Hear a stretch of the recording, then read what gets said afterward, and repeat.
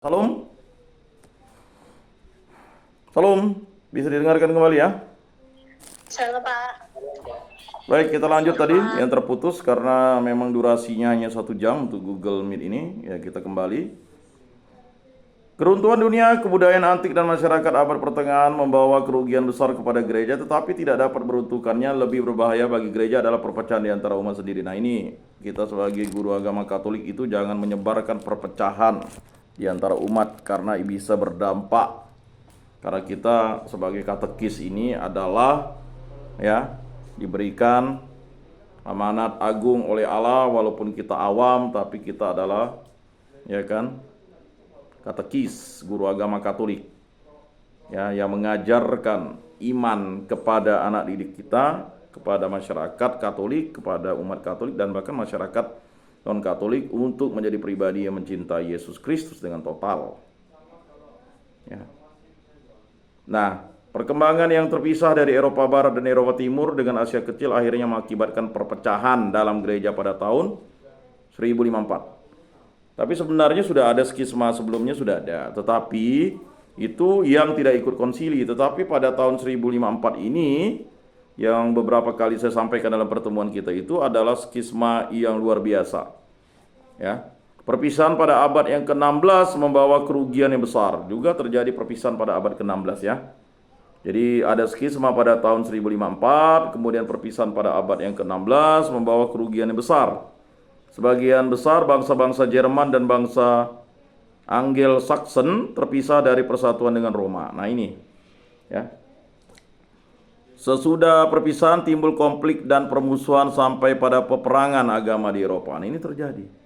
Saling bunuh karena ya dalam sejarah itu kita tahu tadi apa? Ada sesuatu yang jahat, ada egoisme, ya kan? Yang ditampilkan tetapi tidak pernah akan bisa menghancurkan gereja Katolik, karena gereja Katolik itu didirikan oleh Allah sendiri, yaitu Yesus Kristus. Ya. Walaupun mengalami semacam pergolakan, skisma atau juga adanya reformasi katanya, tetapi gereja Katolik tetaplah gereja yang didirikan oleh Yesus Kristus atas dasar Yesus Kristus dan diwariskan kepada para rasul. Itulah satu, kudus, Katolik, dan apostolik. Satu karena didirikan oleh Yesus Kristus sebagai Tuhan Allah Tritunggal yang Maha Kudus, yang mengikat semua manusia menjadi satu kesatuan, yaitu mencintai Yesus Kristus dengan total. Kemudian kudus, gereja menguduskan semua orang yang masuk di dalamnya.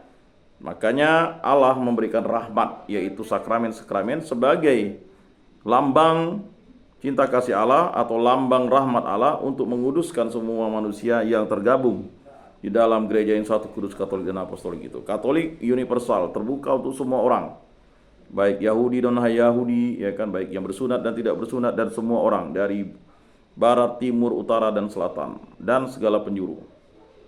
Kemudian dia menjadi apostolik, ya, gereja yang apostolik karena atas dasar Yesus Kristus dan diwariskan oleh para rasul, diwariskan kepada para murid dan terus penerusnya, sehingga ya rahmat itu tidak terputus, baik dari Yesus ke Petrus, Petrus ke terus sampai ke Paus Fransiskus sampai sekarang. Itulah dia mengapa gereja Katolik itu ya menjadi gereja yang penuh cinta kasih, bukan gereja yang penuh konflik atau gereja yang penuh perpecahan, tetapi gereja Katolik adalah gereja yang penuh akan cinta kasih. Siapa yang menolak cinta kasih, dia akan bertanggung jawab kepada Tuhan Allah, kepada Yesus Kristus. Ya. Nah, sesudah perpisahan timbul konflik dan permusuhan sampai pada peperangan agama di Eropa, itu terjadi.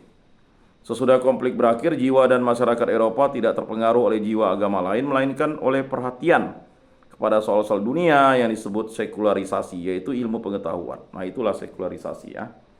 Jadi ada ya, kita ini hanya mengandalkan akal.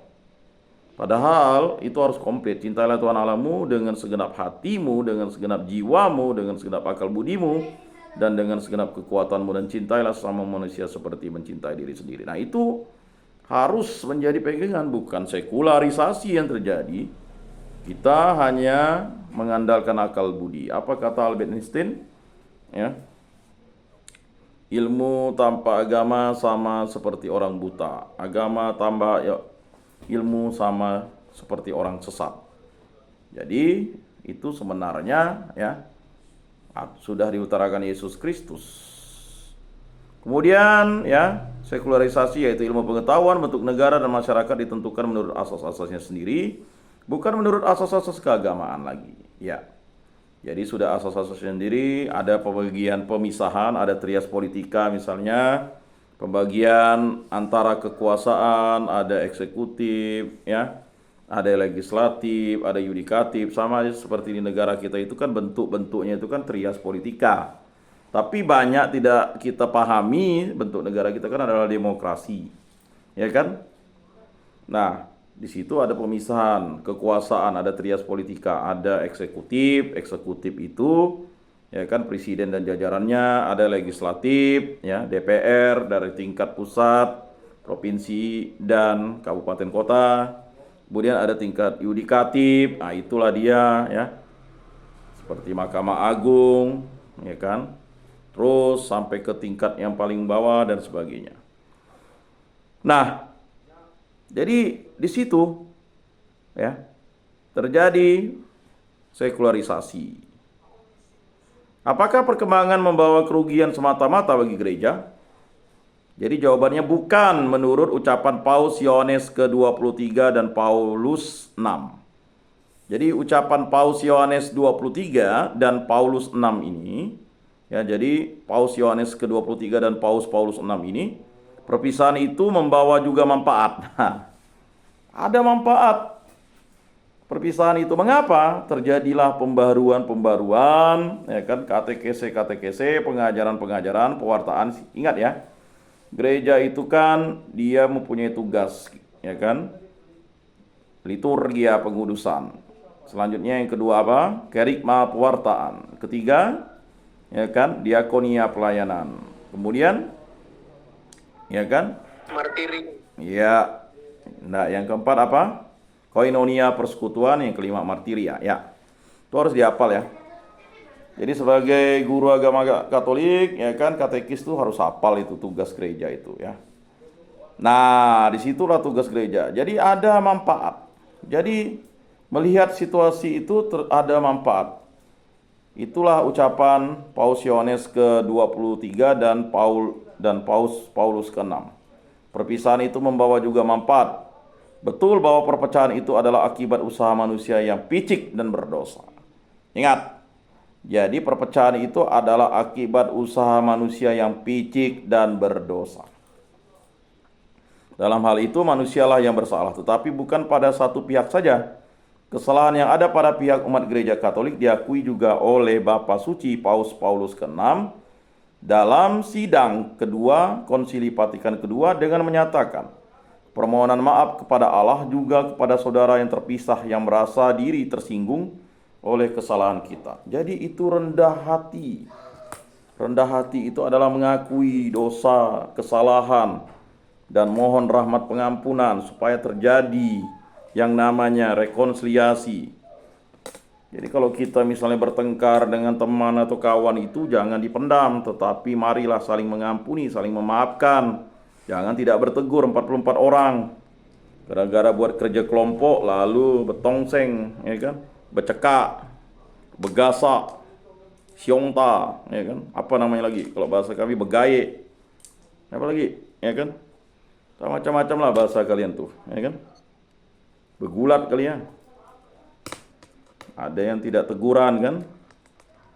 Nah ini kalau 44 orang ini terjadi perpecahan itu, apa akibatnya? Dampaknya sangat berbahaya. Itu bisa dibawa sampai nanti sudah menjadi orang dewasa yang berkarya. Dan itu dibawa-bawa ya. Luka-luka batin.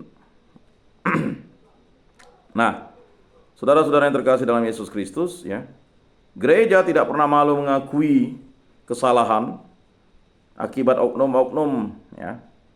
Ingat ya, Paus itu tidak dapat salah, ya kan? Infabilitas itu harus dipahami. Kata tidak dapat salah itu karena sabda dan firman Yesus Kristus itu tidak dapat salah. Tetapi oknumnya dapat salah. Karena apa? Manusia itu lemah. Ya, Adam dan Hawa saja yang sudah tinggal di Taman Firdaus atau Taman Eden, ya, itu bisa berdosa karena apa? Karena iblis, karena hawa nafsu, dan karena ketidaksetiaan, ketidaktaatan, ketidakpatuhan, ya. Dan itulah karena dia mau sama seperti Allah, sombong, congkak. Nah, itu sulit. Ya. Jadi Paulus kenal dalam sidang kedua Konsili Vatikan kedua dengan menyatakan permohonan maaf kepada Allah juga kepada saudara yang terpisah yang merasa diri tersinggung oleh kesalahan kita. Roh Kristus memimpin sejarah gereja juga melalui kesalahan manusia, sebab itu kita dapat bertanya tentang arti perpecahan itu. Ya, 12 murid Yesus yang dipilih langsung Yesus itu terjadi perpecahan, dan perpecahan yang paling parah adalah perpecahan di mana Yudas Iskariot mengkhianati Yesus, sehingga Yudas Iskariot itu diasingkan dan bahkan dikucilkan dan dihapus. Kata dihapus itu tidak lagi masuk dalam hitungan 12 para rasul, dia digantikan oleh Matias, ya. Mengapa seperti itu? Ya kan? Itu. Murid Yesus yang 12 yang dipilih Tuhan langsung saja bisa modelnya seperti itu, apalagi ya kan pemilihan itu ya kan dari manusia yang lemah. Lemah dalam artian bukan lemah imannya, tetapi lemah karena dipengaruhi oleh faktor-faktor dunia, hawa nafsu dan iblis. Nah, sama seperti kalian juga, hati-hati ya, jangan suka ya tidak berdoa. Marilah berdoa. Seperti pada bacaan hari ini, ya kan, doa Bapa kami diajarkan oleh Yesus Kristus kepada kita. Luar biasa. Nah, saudara-saudara yang terkasih dalam Yesus Kristus, ya,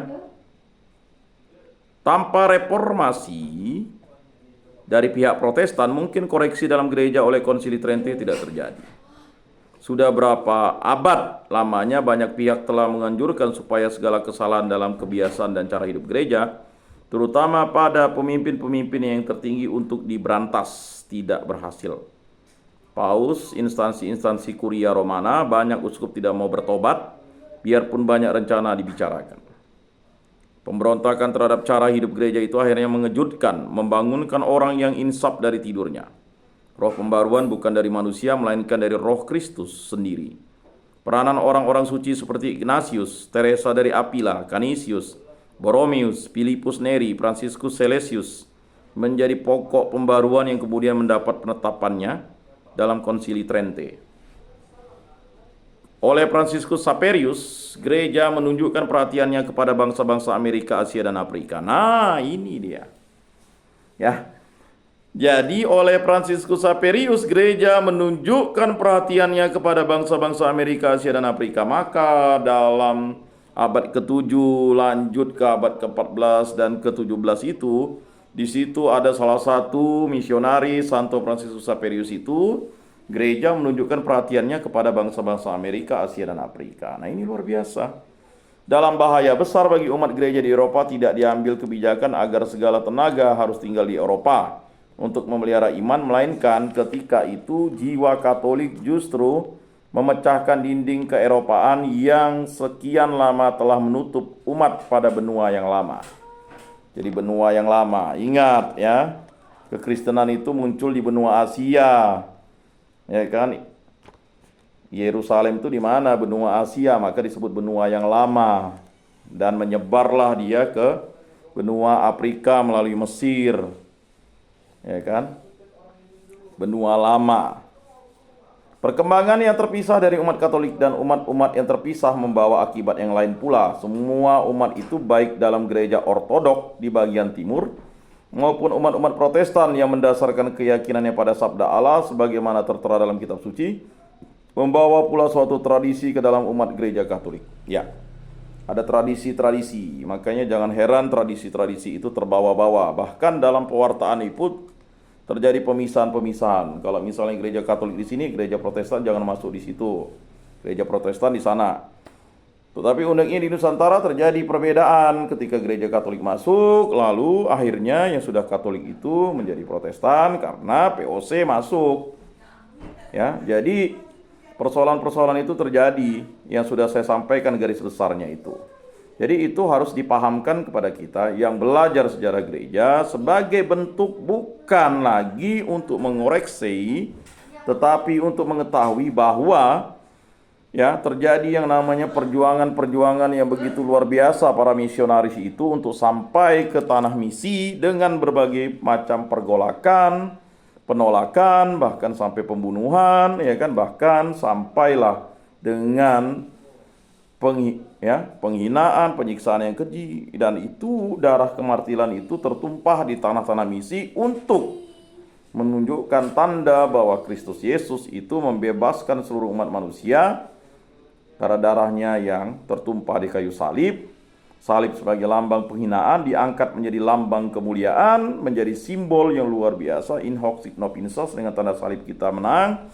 Karena sama seperti nama Yakub dirubah menjadi Israel, Yakub itu kan dirubah jadi Israel, dimenangkan oleh Allah, bergulat dengan Allah dan dimenangkan oleh Allah.